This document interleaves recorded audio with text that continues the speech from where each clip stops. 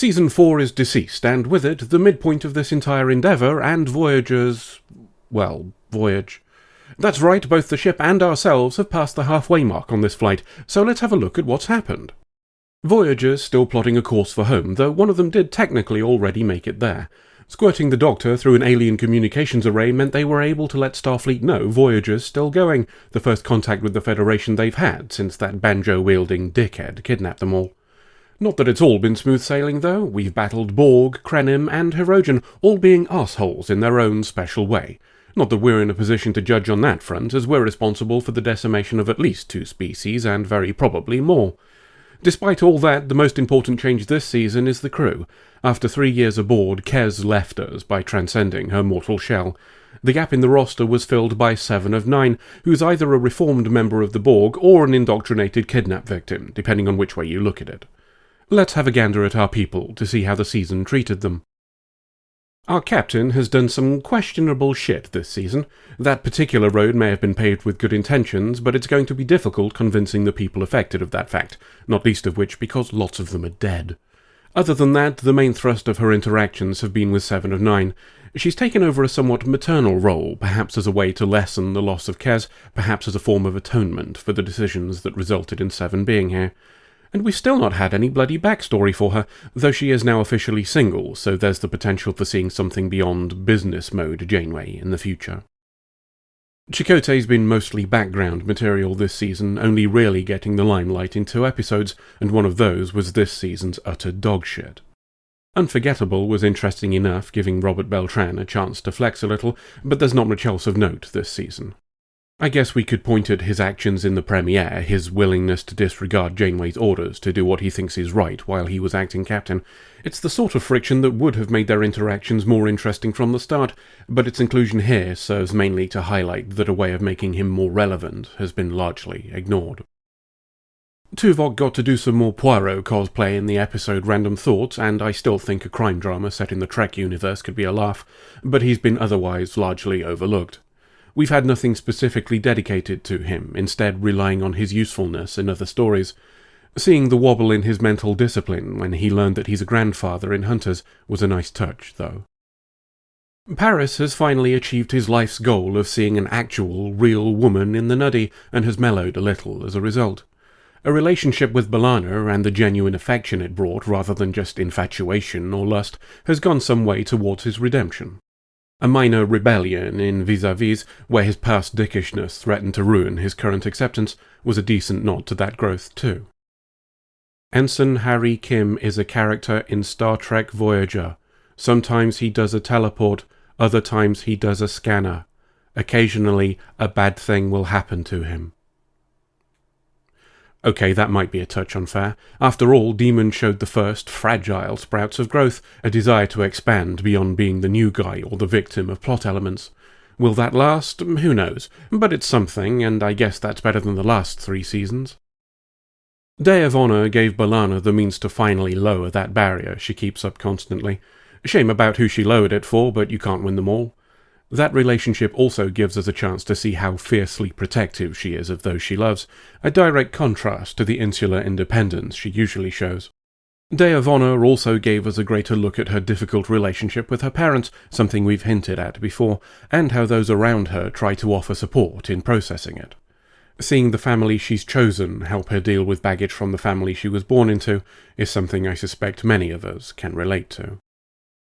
Fan favourite The Doc got a couple of decent episodes this season. Revulsion showed us that his desire to be seen as more than a piece of technology isn't reserved just for himself, as he tried to teach another hologram how to grow beyond their specification.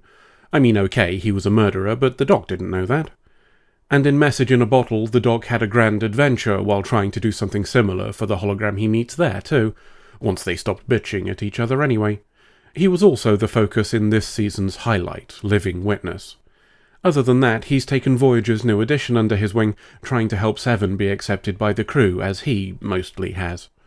We could probably have a conversation on whether this approach to acceptance is a particularly healthy one, namely emulating the behaviour of those around him, and that's something I took issue with all the way back in the Season 1 episode Heroes and Demons, but perhaps I'm asking too much on that score.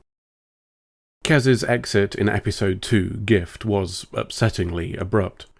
I know I've banged on about Voyager's aversion to slow burns and build-ups, but when the character's been around for 70 episodes, a main cast member and moral compass of the ship, I'd have liked a little more preparation for her farewell. What we had was mostly fine, and the shot at the end with Tuvok lighting a lamp for her was well played, though not getting a final scene with the Doctor felt like a missed opportunity. I don't care for gossiping about the mental health of others. Much has been said about the departure, and very little of it by Jennifer Lien herself, making hers the only voice that should add anything new to the topic as far as I'm concerned. But regardless of the why, both she and the character of Kes deserved a better send-off, and the whole thing left a slightly sour taste. The lion's share of attention this season has been on our newcomer, 7 of 9. That's to be expected, of course. Not only do we need to give her the same level of character and personality as the other main cast, except Kim, obviously, but a focus on her also gives the show an increased number of scenes with her lycra-clad form in them, often viewed from the side. After all, it's no secret that this was one of the primary reasons for her inclusion.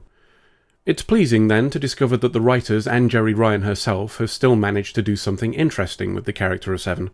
I don't much care for the occasions where her abruptness is turned up to max for dramatic effect, but the times when she's shown the burden of trauma she carries, such as in The Raven or One, make for some decent quality character exploration. If only we could give her some decent footwear. Not a lot of attention on NEELIX in this run, but the one he did get, Mortal Coil, was ample opportunity for Ethan Phillips to prove yet again that he's wasted by just being the comic relief. Elsewhere, he showed genuine compassion and growth.